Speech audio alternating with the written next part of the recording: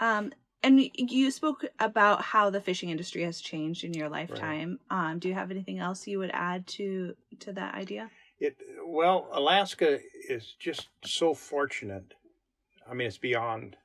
Um, we have our Board of Fish and Game that manages the fishery, and that's just people like you and I that get appointed to the board. And of course, each gear group wants to appoint their type of gear group to that board. But it seems like no matter who gets on the board, 99% of the time, the guy takes his gear group hat off and puts the what's best for the fishery hat on. And so the system works really well.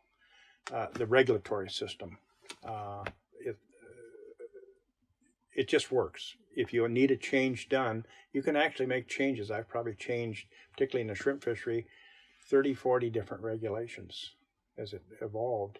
Because I was in the shrimp fishery way back in the 70s when there was only 2 of us fishing.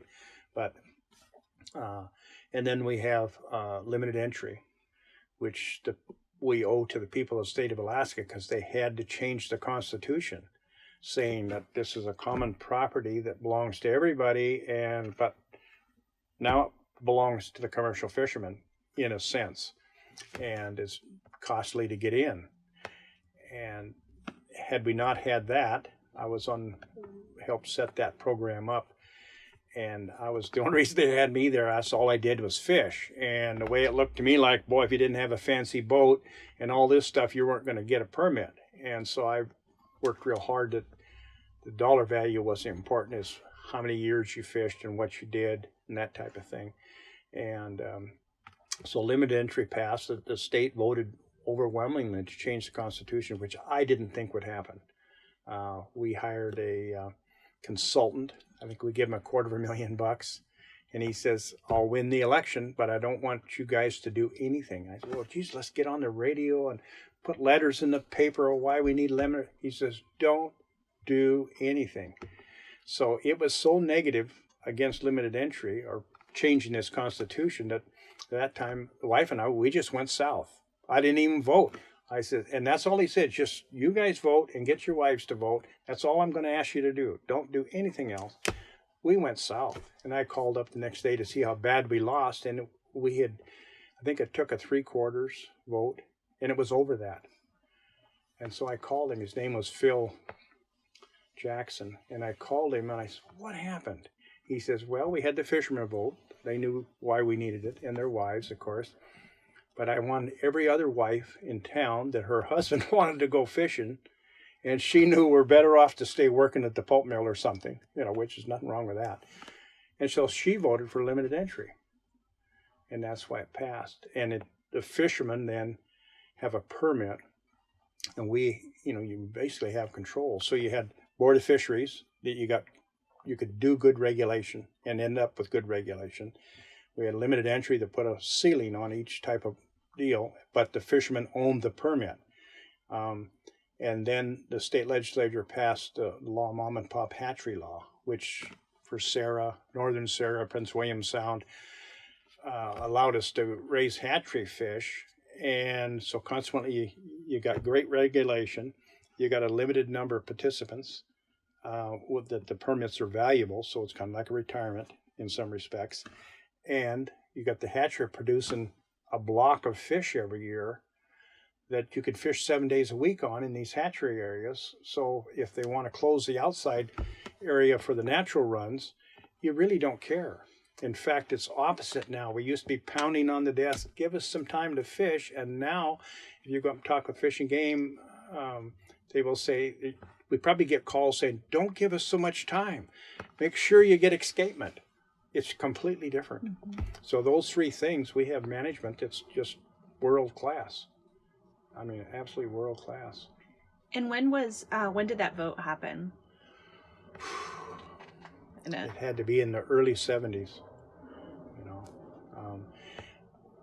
The federal government really pushed limited entry because they knew if every fishery in every state was the same as us, too many guys fishing. And how do you limit them? Well, Alaska, there's not many people, and it's a real fishing state, biggest industry in the state, and so biggest employment industry in the state. So they really put a lot of emphasis. So we they sent us around all over to I think I went to every goofy village there was to find out what should the law say, because every place is different.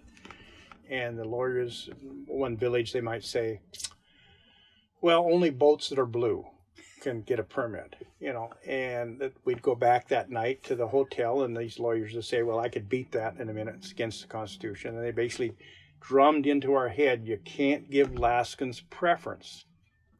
And so it ended up, there's a town, Pittsburgh, California, and Mount Vernon, Washington, you actually got more points than any Alaskan did. And so it's went to this Supreme Court 3 times, and no changes. It's been upheld 100% all the way. But it was really tough on the guys that were drafted into the military, did their service, and it was a critical 3 or 4 years, and they fished every year prior to that. Got nothing. And they actually had to go buy a permit. I know several of my friends that did that. But there was just no, except once they said, once you make that first exception, then there'll be millions of exceptions. And so, and it's set up that it's probably the only real thing that's worth money that the IRS can't take. And they've tried right off the bat. Guys would owe money, and they would seize the permit, and the state would call the guy and say, well, do you want to give your permit up? And no, that's what I do. Well, then we're not transferring it. And so you don't see that anymore. It ended up to be probably a very unique piece of property that's got value. Well, thank you. I've worked for Fish and Game in the past, and right. I know pieces of that, but I've never heard it in that story right. from your perspective, right. and I really appreciate that. We're just so you can't imagine. When I started fishing in the early '60s, Canada was if we could just have a system like BC has. BC's last year's complete salmon catch was sent in 3 containers to Ketchikan to get canned. They have nothing left. It's pitiful because they had huge runs of fish, and they just beat them down. The fish always lose. No matter what, the fish always lose. And with our management system, we can change easily, and not a lot of politics. Our limited entry that limits the number of the guys, and our hatchery system that can put out fish to where we can still fish, yet we can leave the natural runs alone if we need to. And between those 3, you can't lose.